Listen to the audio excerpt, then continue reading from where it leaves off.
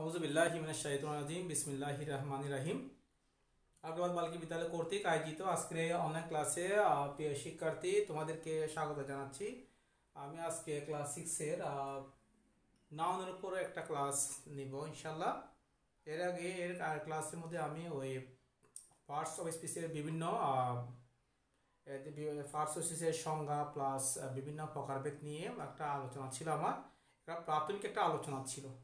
তা আজকে আমি মোটামুটি একটু ডিটেলসে যাব। প্রতিটা পার্টস অফ স্পিচের প্রতিটা যে 8টা পার্ট আছে, 8টা পার্টের উপর মোটামুটি আমি একটা আলোচনা দিতে চেষ্টা করব।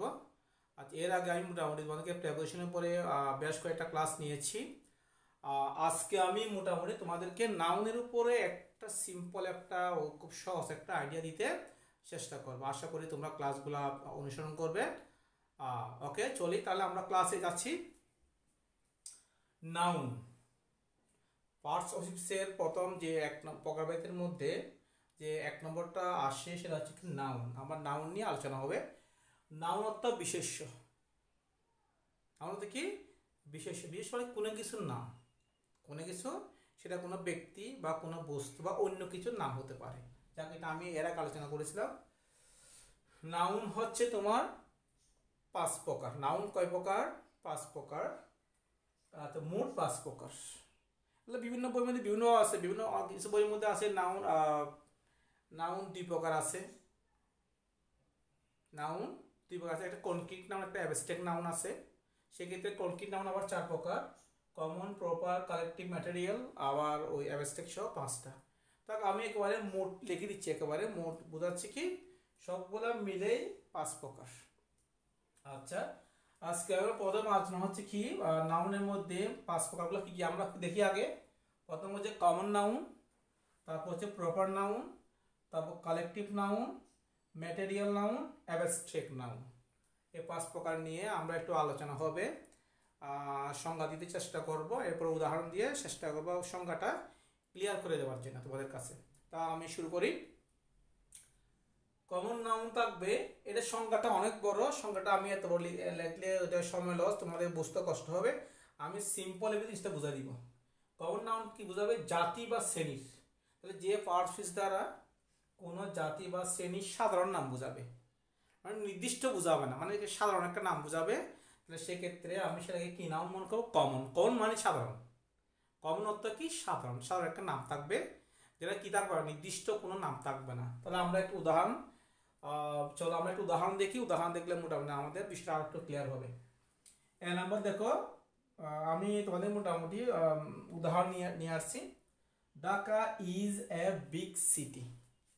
পার্সের মধ্যে আমাদের যে ওয়ার্ডটা আন্ডারলাইন আছে আমি ওই ওয়ার্ডটাকেই দেখবো, বাকি ওয়ার্ডগুলো দেখার প্রয়োজন নেই। এগুলো বিভিন্ন পার্টস হতে পারে, যেটা যে ওয়ার্ডটা আন্ডারলাইন যুক্ত যে ওয়ার্ড দেখবো আমি ওইটাকেই ফলো করবো, ওইটা ভিত্তিতে বোঝাবো। এবার দেখো, ঢাকা একটা নগর, একটা বড় একটা শহর। সিটি অর্থ কি? শহর। তাহলে এখানে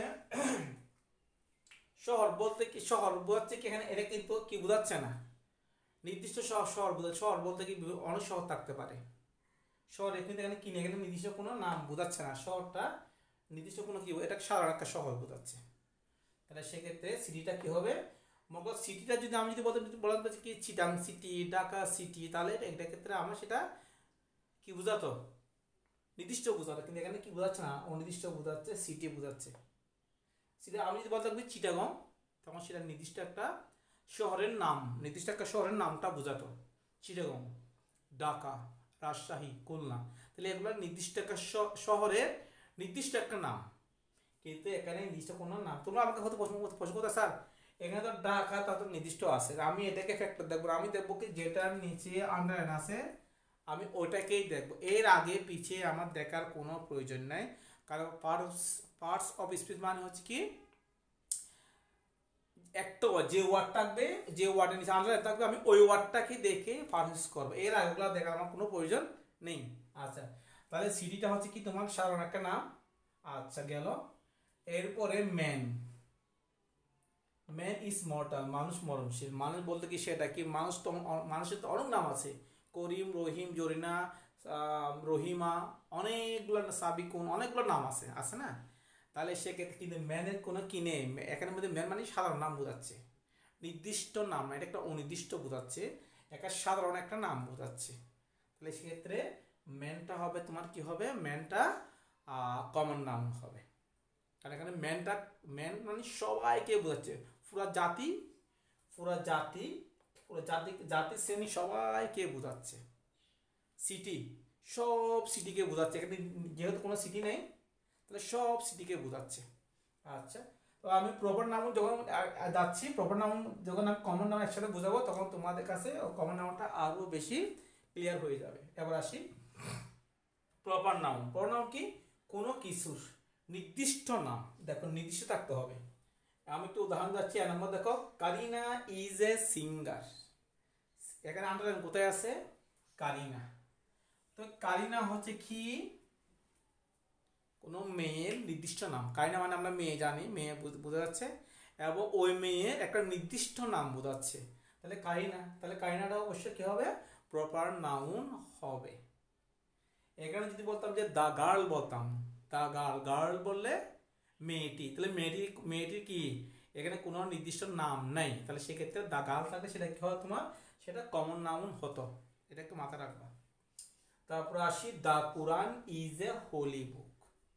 কোরআন একটা পবিত্র গ্রন্থ, পবিত্র একটা বই। আচ্ছা, তাহলে সেক্ষেত্রে কোরআন, বই তো অনেক রকম বই আছে, কিন্তু নির্দিষ্ট করে দিয়েছে যে কোরআনটা হচ্ছে একটা ধর্মীয় বই, তাহলে একটা নির্দিষ্ট বোঝাচ্ছে। সেক্ষেত্রে এটা তোমার কি হচ্ছে, নির্দিষ্ট মানে তোমার কি প্রপার নাউনকে বোঝাবে। তাহলে আশা করি তোমরা বিষয়টা ক্লিয়ার করতে পারছি আমি তোমাদের কাছে। তাহলে এবার আমরা আসি কালেকটিভ নাউন নিয়ে একটু আলোচনা করি। কালেকটিভ নাউনটা হচ্ছে কি, ব্যক্তি বস্তুর অবিভক্ত সমষ্টি। এটা একটু বুঝতে হবে, এখানের মধ্যে সমষ্টি ঠিক আছে, কিন্তু অবিভক্ত। অবিভক্ত মানে কি, যাহা বিভক্ত করা যায় না, যাহা ভাগ করা যায় না, যাহা পৃথক করা যায় না।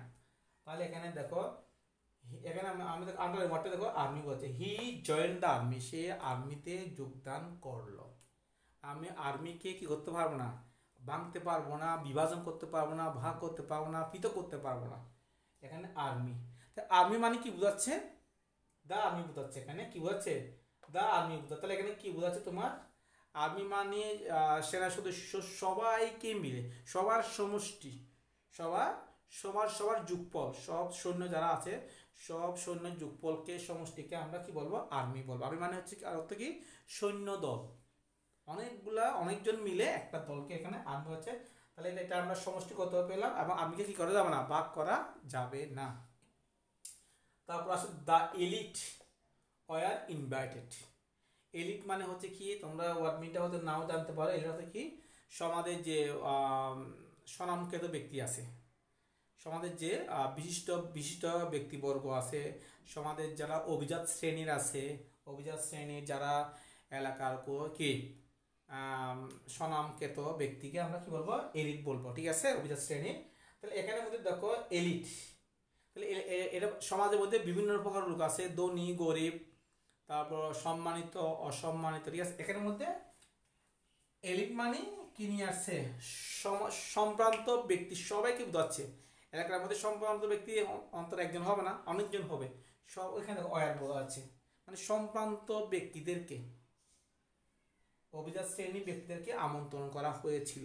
তাহলে এটা কি করা যাচ্ছে না, এটা এখানে বিভক্ত করা যাচ্ছে না, ঠিক আছে। তাহলে এলিট মানে কি, বিভিন্ন সমষ্টিকে বোঝাচ্ছে, সমাজের অনেক মানুষকে, স্বনামকৃত ব্যক্তি সবাইকে মিলে এলিট শ্রেণীকে বোঝাচ্ছে। তাহলে এটা কি হবে তোমার, কালেকটিভ নাউন হবে।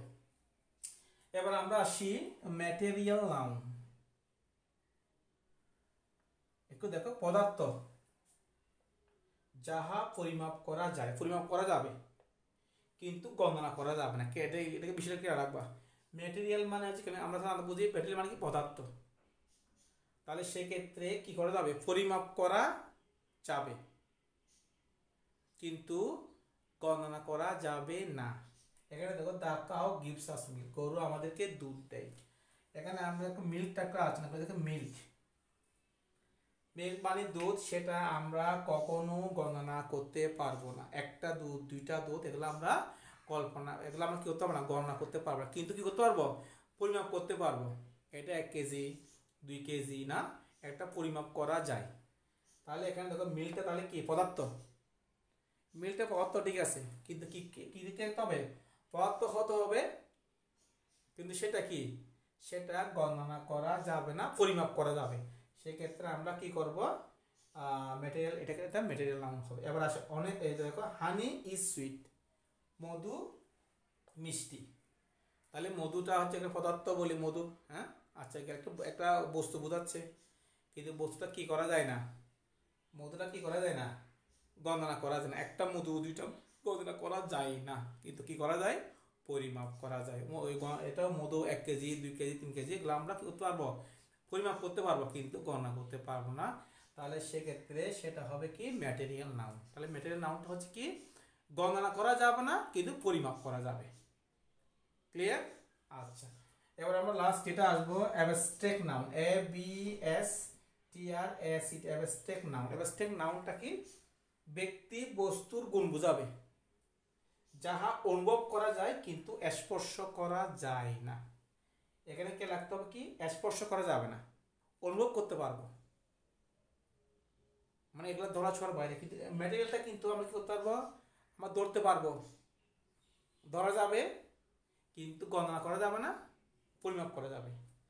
কিন্তু অ্যাবস্ট্রাক্ট নাউনটা হচ্ছে কি একেবারে গুণবাচক, একটা একটা বিশেষ্য, যেটা স্পর্শ করা যাবে না কিন্তু অনুভব করা যাবে, সেটা হবে কি অ্যাবস্ট্রাক্ট নাউন। আমি উদাহরণ দিচ্ছি, honesty is the best policy, সততাই সর্বোৎকৃষ্ট পন্থা, সততা। তাহলে সততা এটা এমন একটা শব্দ যেটা আমরা কি করতে পারবো না, সততাকে আমরা কি করতে পারবো না, আমরা স্পর্শ করা যাবে না, এটা শুধুমাত্র কি করতে হবে না, অনুভব করতে হবে, সততা না, এটা একটা গুণবাচক বিশেষ্য বোঝাচ্ছে। এটাকে আমরা কি করতে পারবো না, আমরা এটাকে স্পর্শ করতে পারবো না, গণনা করতে পারবো না, পরিমাপ করতে পারবো না, কিন্তু কি করতে পারবো, অনুভব করতে পারবো। সেক্ষেত্রে সেটা কি হবে, তোমার অ্যাবস্ট্রাক্ট নাউন হবে।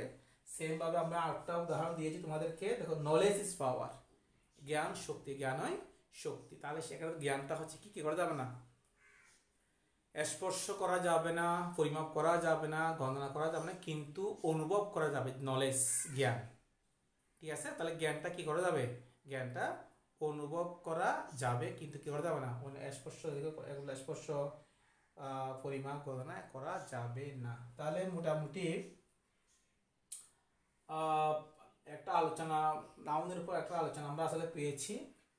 আসলে এগুলোর অনেকগুলো উদাহরণ আছে, সবগুলো উদাহরণ আসলে ক্লাসে দেওয়ার সময় এখানে অনেকগুলো উদাহরণ আছে, তোমরা নিজেরা, এটা আমি একটা প্রাথমিক একটা আইডিয়া দিয়েছি। এখানে আসলে উদাহরণ অনেকগুলো আছে, এখানে উদাহরণগুলো অ্যাকচুয়ালি শেষ করা যাবে না, বুঝছো। তো এই চেষ্টা করবা তোমরা উদাহরণগুলো বাসায় একটু প্র্যাকটিস করতে করতে একটা আইডিয়া চলে আসবে সবসময়। তাহলে বিষয়টা আমি ক্লিয়ার করে দিই। কমন নাউন হবে কি, জাতির শ্রেণী কি হবে, কি বোঝাবে, সাধারণ নাম বোঝাবে, সিটি। তারপর আছে প্রপার নাউন, কি বোঝাবে, নির্দিষ্ট বোঝাবে, কারিনা, কোরআন না। তারপর আছে কালেকটিভ নাউন, কি বোঝাবে, তোমার সমষ্টি বোঝাবে, আর মি এলি, ঠিক আছে। ক্লাস, ক্লাস মানে কি, স্টুডেন্টদের সমষ্টিকে বোঝাচ্ছে, হ্যাঁ। আচ্ছা গেল। ম্যাটেরিয়াল নাউনটা কি বোঝাবে, পদার্থ থাকবে, পদার্থ বস্তু থাকবে, কিন্তু সেটা কি করা যাবে না, গণনা করা যাবে না, পরিমাপ করা যাবে। আর অ্যাবস্ট্রাক্ট নাউনটা হচ্ছে কি, অনুভব করা যাবে কিন্তু স্পর্শ করা যাবে না। তাহলে সেক্ষেত্রে আমরা এই নাউনগুলো আমরা আমাদের স্কুল পরীক্ষার মধ্যে আসতে পারে, তোমাদের পরীক্ষার মধ্যে এরকম বাক্য দিবে এবং নির্দিষ্ট একটা ওয়ার্ডের নিচে আন্ডারলাইন করবে, তোমরা আন্ডারলাইন যুক্ত ওয়ার্ডটাকেই ফলো করবা। ওই ওয়ার্ডটা কি বোঝায়, ওয়ার্ডটা এই পাঁচটার মধ্যে কোন কোন শ্রেণীর মধ্যে আছে, তোমরা সেটা করে তোমরা পাশে ওই ওই নাউন প্রনাউন এগুলো যেটা যে প্রনাউন যে নাউন আসবে তোমরা সেই নাউনটা তোমরা লিখে দিবে। আশা করি আমি মোটামুটি তোমাদেরকে নাউন সম্পর্কে একটা আইডিয়া দিতে পারছি। তোমরা চেষ্টা করবে, বাসায় প্র্যাকটিস করবে, করোনাকালীন সময়ে তোমরা বাসা থেকে বের হবে না, আমাদের অনলাইন ক্লাসগুলো তোমরা ফলো করবে, যত ফলো করবে তত তোমাদের ফলপ্রসূ হবে। আমরা চাচ্ছি না তোমরা ক্লাস থেকে, লেখাপড়া থেকে বিচ্ছিন্ন হয়ে যাও, তোমাদের সাথে আমাদের কি হচ্ছে না, সরাসরি দেখা হচ্ছে না, যোগাযোগ হচ্ছে না, কিন্তু অনলাইনের মধ্যে সবসময় আমরা তোমাদের সাথে কি লিঙ্ক রাখতে চেষ্টা করছি। এবার তোমাদের দায়িত্ব হচ্ছে কি তোমরা আমাদের সাথে লিঙ্ক রাখা। আমরা টিচাররা যারা আছে আমরা সর্বোচ্চটা দিয়ে চেষ্টা করছি তোমাদের সাথে সম্পর্ক স্থাপন করার। এরপর এখন তোমাদের কাজ কি হবে, তোমরা এখন কি করা, ক্লাসগুলো দেখে সম্পর্ক স্থাপনটা আরও একটু জোরদার করবে। সেটা তোমাদের মঙ্গল হবে, সেটা কি তোমাদের মঙ্গল হবে। কারণ তোমার লেখাপড়ার সাথে চর্চা না করলে তোমরা অনেক পিছিয়ে যাবে, অনেক পিছিয়ে যাবে। যাক, তাহলে আজকে আমি আর বক্তৃতা বাড়াচ্ছি না, তো আমি আমার ক্লাসটা শেষ করতে যাচ্ছি।